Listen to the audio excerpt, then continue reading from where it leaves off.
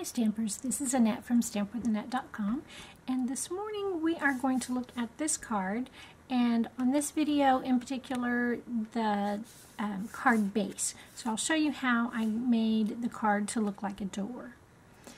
We're going to start with a piece of crumb cake cardstock that is 8.5 by 5.5, scored at 4 1/4, and then burnished on that score line.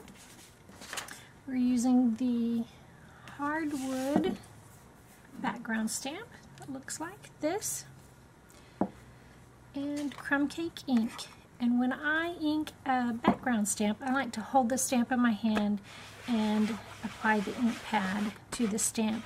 If you have a smaller stamp, you're normally applying the stamp to the ink pad. With a big stamp, it's easier to do it this way. And I usually rub and then tap, tap, tap, tap. Make sure it's good and inked. And lay my stamp flat on the table. And then place my card right on top of the stamp. Cover with scratch paper and rub. Just be sure you rub all the different areas. And then pick up your card, and there it is. Alright, so now we have the background. Now we need the arched top. And I'm using the oval framelits, and I'm going to take the largest one that is not scalloped. And then I have the magnetic platform and one cutting pad. I'm going to put the card in the middle of the framelit so that the top is underneath and the bottom of the card is on top of the framelit. And then I just want to center that framelit on the card and get it as close to the top as I can.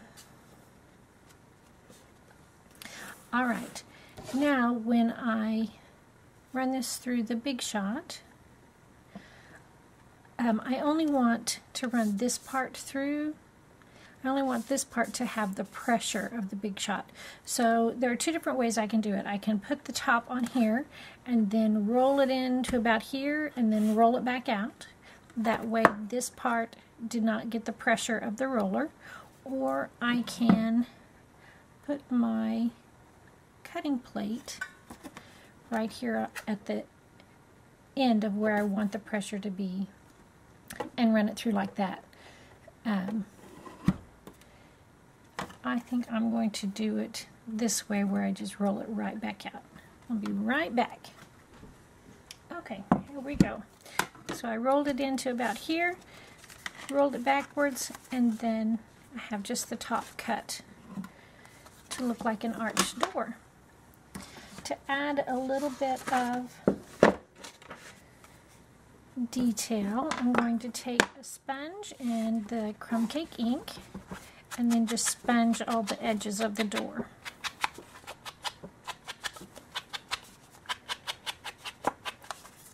Sponging just adds a little depth, a little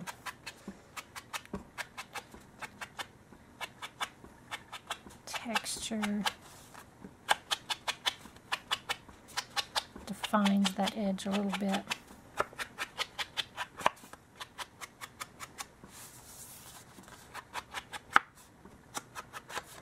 Alright, so now we have a door, and it needs a doorknob. Got the paper piercing mat and the paper piercer, and I kind of like to lay my brad down and see about where it's going to go. This is one of the antique brads, and I like my doorknob to be about 2/3 of the way from the bottom. Poke a hole right there.